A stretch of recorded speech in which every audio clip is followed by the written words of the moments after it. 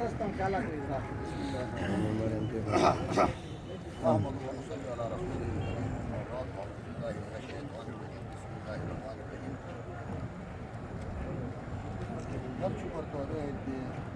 الفاظ انہیں کس زبان سے اردو میں جی ہاں ہاں مولانا عصمت اللہ صاحب کی کس زبان سے کس انداز سے اس کی شکریہ ادا کروں میں. سب سے پہلے اس سے مولانا عصمت اللہ صاحب کا شکریہ ادا کرتا ہوں جس نے قوم اور ملت کے لیے قربانی دیا. تقریباً ایم این اے صاحبان جو ہوتے ہیں وزراء، کیونکہ میں بھی اسمبلی میں رہ چکا ہوں، وہ اپنی ذات پات کے لیے قربانی دیتے ہیں. مولانا عصمت اللہ نے پوری ملت قوم کے لیے قربانی دیا ہے. ایک چیز یہ ہے کہ اس کے اندر ابھی مولانا عمران خان اس وقت نہ وزیر اعظم ہے، نہ صدر پاکستان ہے، نہ گورنر ہے، لیکن اس کے ماتحت تقریباً اسمبلیاں صوبہ کے پی کے کی صوبہ اس کے انڈر چل رہی ہے، اس کے ماتحت میں چل رہی ہے، کیونکہ اس کے اندر وہ کوالٹی، وہ صلاحیت ہے. آج وہ صلاحیت میں مولانا عصمت اللہ کے اندر دیکھ رہا ہوں.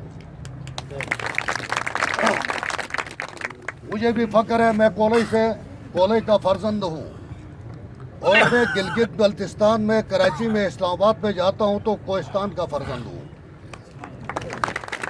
اور وہاں کوئی ذات پات کی بات نہیں ہوتی ہے، صرف کوہستان کی بات ہوتی ہے. اس پہ بھی مجھے فخر ہے. ہم وہاں فخر محسوس کرتے ہیں کہ ہم کوہستانی ہے، لیکن ایک کم بختی تو یہ بھی ہے کہ ادھر بھی نہیں مانتے، ادھر بھی نہیں مانتے. تو نام رہی سڑائی کی ہم تھے گریس کولو جانتے ہی تو بات یہ ہے. تو اس کے ساتھ ساتھ کئی عرصے سے ہم بھی مولانا عصمت اللہ صاحب کے ساتھ شانہ بشانہ اس کے ساتھ چلتے رہے اس کی قیادت میں. اور ایک دن بڑا ایسا، ایک دن عجیب سا میں نے دیکھا اس کی کیفیت، کہ کہا کہ آج دن بھر میں نے کھانا بھی نہیں کھایا ہے، میں نے کچھ بھی نہیں کھایا ہے. کچھ حالات اس قسم کے ہیں کہ صبح ایس پی اور جی سی بھیج رہا ہے. تو اس کیفیت کو دیکھ کر میں نے کہا کہ جناب اس کے اندر وہ غیرت کوٹ کر بھری ہوئی ہے. یہ سیٹ کا لالچی نہیں ہے، اقتدار کا لالچ نہیں ہے، یہ غیرت کا لالچ ہے. میرے دل کے اندر اس کو کہا کہ اللہ پاک بس دعا تو نے یہ عالم ہے، میں عامی ہوں. صرف دل کے اندر میں نے کہا کہ اس کے لیے بڑی اللہ پاک سے نسٹ مزید توفیق دو اور اللہ پاک سے مزید نسٹ عزت دوتے گس. دیکھو ایک چیز یہ بھی ہے کہ یہ معاملہ آپ کا ختم نہیں ہوا ہے. ایک چیز ادھر سے ابھی آپ کا شروع ہوا ہے.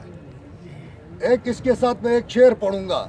زندگی جہد مسلسل ہے تماشا تو نہیں، زندگی جہد مسلسل ہے تماشا تو نہیں، وہیں جیتتے ہیں جو رہتے ہیں طوفانوں کے قریب.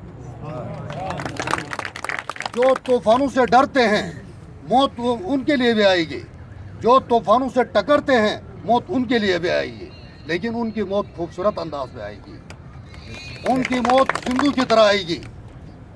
ابھی آپ کا منزل شروع ہوا ہے. تقریر مولانا صاحب نے بہت بہترین انداز میں اسیف بٹو ہم سب کا جناب علی وہ خلاصہ نکال کر بیان کیا، اور ساتھ بوتس کا مؤذن اس کی تقریر آپ کے سامنے کی.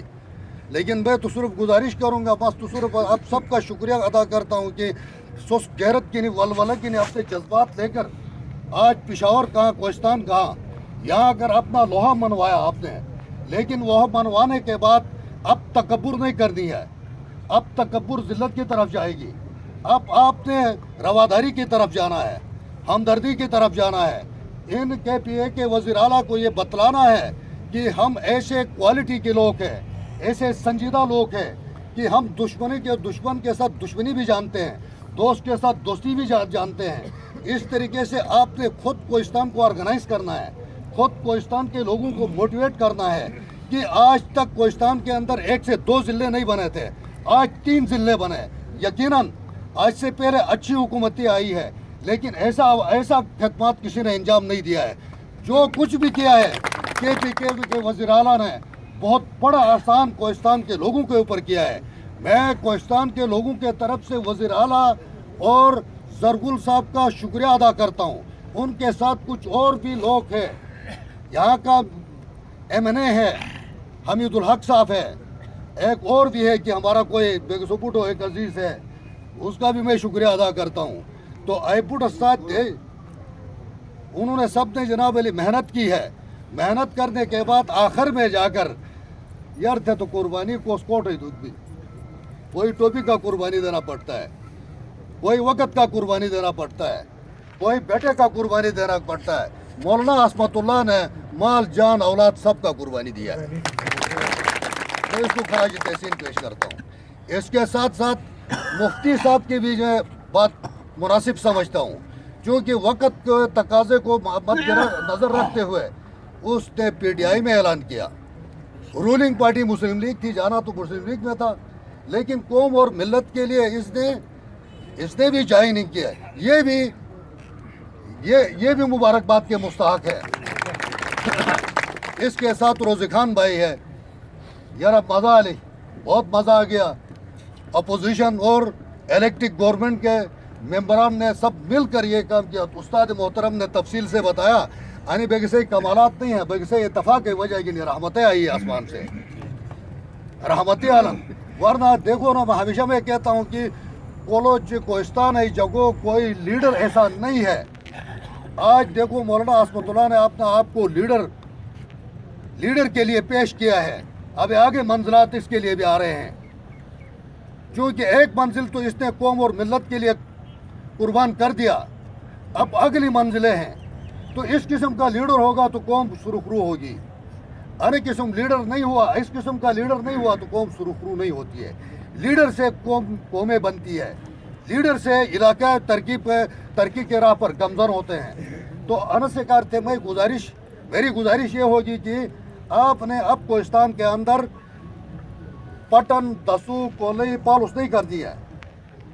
आपने जिस अंदाज में लड़ना था, हम आपके साथ थे, हम आपके दुआओं के साथ थे, आपके मशवरों के साथ थे, आपके पीछे थे, लेकिन मकसद सबका एक था कि हमें या जिल्लत देना चाहिए या हमें इंसाफ देना चाहिए। तो आपको रब्बुल आलमीन ने दे दिया।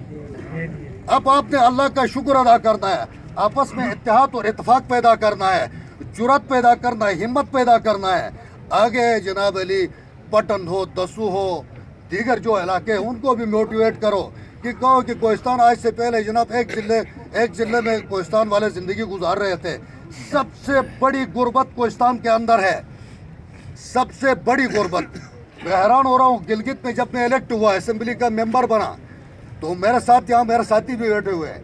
मैंने 5 साल के अंदर 1 अरब 77 करोड़ रुपए का डेवलपमेंट किया है।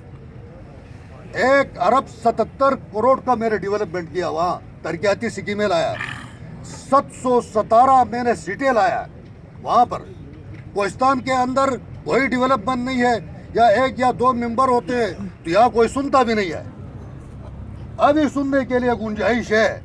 अभी चूंकि लीडर भी देखा, कौम भी देखा, और ऐसी जुर्रतमंद कौम के साथ ऐसा ही जुर्रतमंद लीडर होना चाहिए आपके साथ।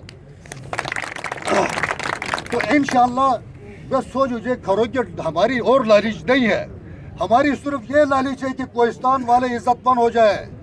हमेशा गैरतमंद कौम है, ये इज्जतमंद हो जाए। स्वात के अंदर भी इज्जतमंद हो जाए, पिशावर के असेंबली के अंदर भी इज्जतमंद हो जाए, मार्केटों में इज्जतमंद हो जाए, कराची में, लाहौर में, इस्लामाबाद में